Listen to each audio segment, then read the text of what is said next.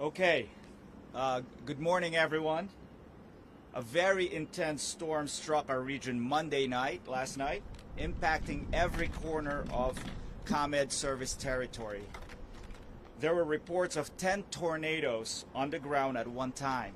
I was watching the news last night, and most, if not all, of the weather reporters were saying that this was something unprecedented and something that they haven't seen before, having 10 tornadoes all at once hitting our service territory.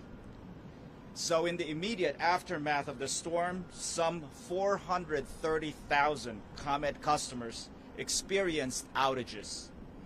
As of this morning, after the storm, more than 206,000 of those customers had their power restored, or about 43% have been restored.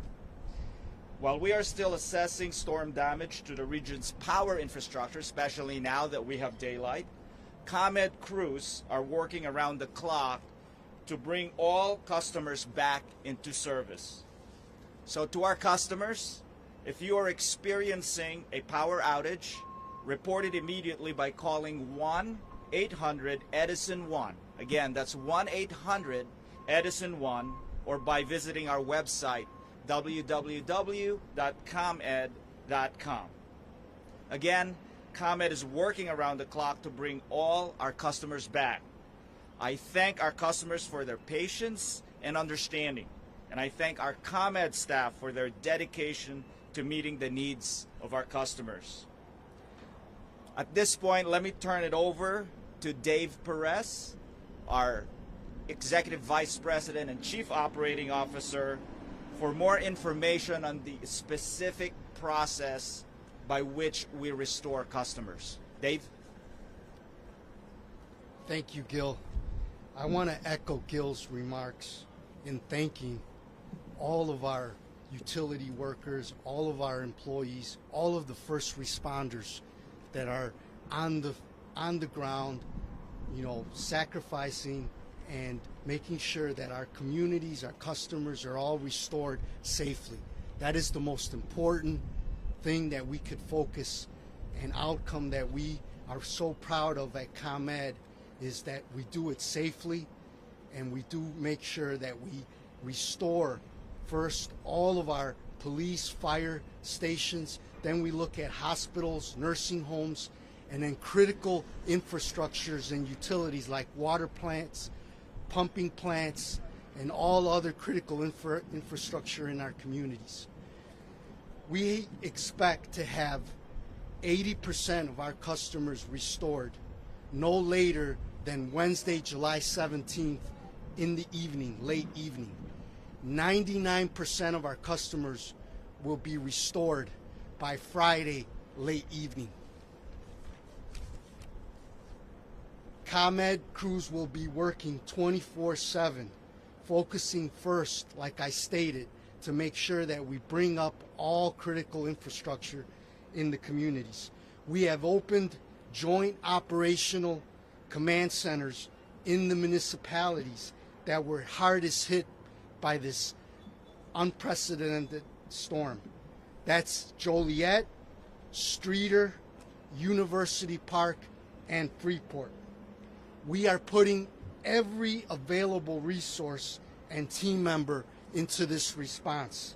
We have called in mutual assistance from all neighboring utility partners across the nation, including Canada. We have over 300 utility workers that are coming from Canada as well. As of now, as I stated, we have over 3,000 utility workers, including 1,400 personnel coming in from all over the nation. We are coordinating our response with the assistance of local leaders and municipal officials. We train jointly with all of the emergency response agencies, both at the state, city, and local levels for this type of event.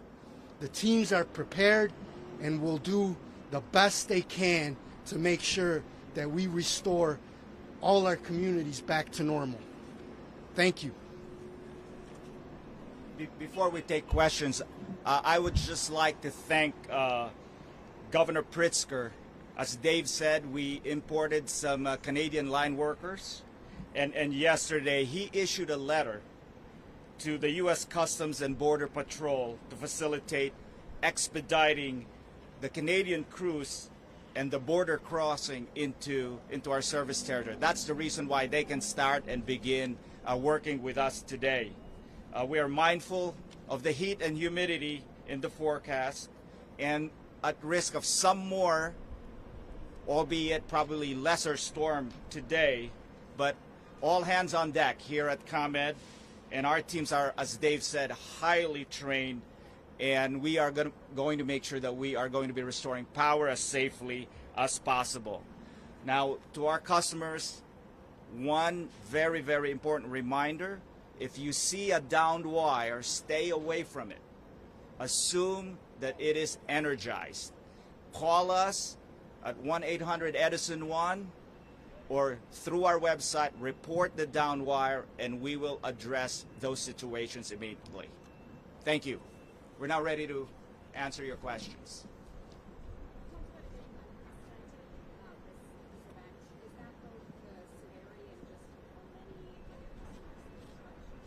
No, it was more the amount of tornadoes that occurred at the same time in a concentrated area. Having 10 tornadoes along the same line of squall with the 70-mile-an-hour wind, that was unprecedented.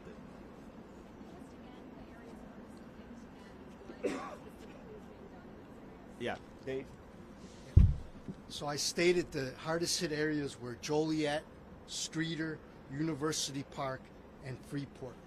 What we're doing there is, as I stated, we have opened up joint operating centers, and we will be having base camps with significant amount of resources on the ground to make sure that we really prioritize, again, all the critical infrastructure in those areas that has been impacted, and we could efficiently and safely restore the power and bring up that infrastructure. For example, one of the major highways, I-55 in the Shanahan area, has been shut down because we have multiple trees and transmission infrastructure that's down across the highway. We have people there now. We will have a command center right from that location. They're assessing what it will take to safely, isolate and remove all the conductors and the poles and the towers and the vegetation from the highway, so we can open that back up. You talked about obviously restoring power to the critical infrastructures. Do you know how many police, fire stations, hospitals were impacted by this that were without power and may be back now, or just initially were without power? Yeah, we're still, as you can imagine, in the assessment mode, but there are several that have been impacted, especially in these hardest hit areas, and we will have a better, more accurate number in the near term.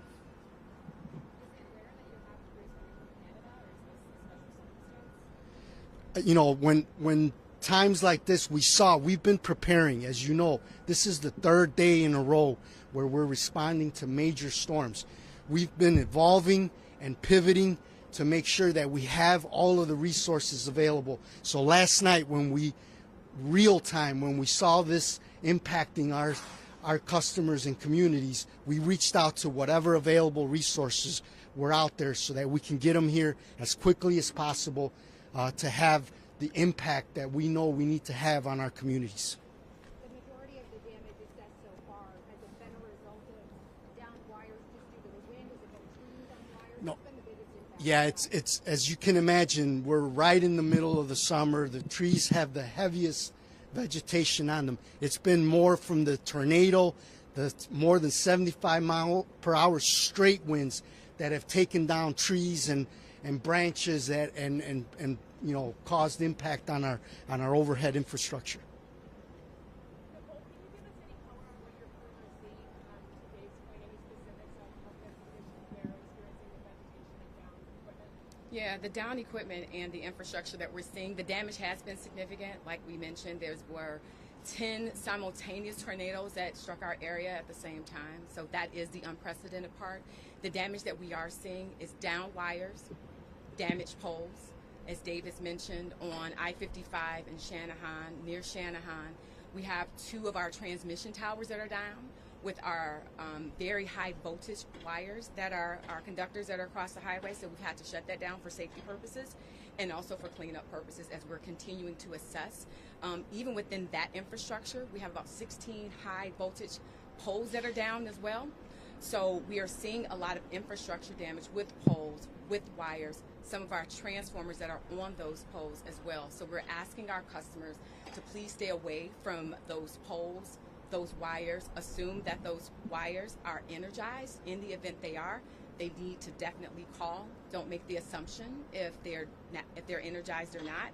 We need to make sure that those customers are contacting us for safety purposes.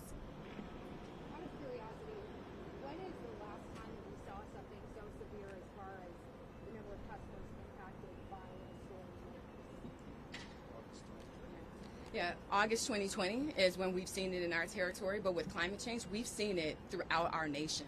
And as Dave has mentioned, we operate as a network system across our grid with all of the utility workers to provide mutual assistance.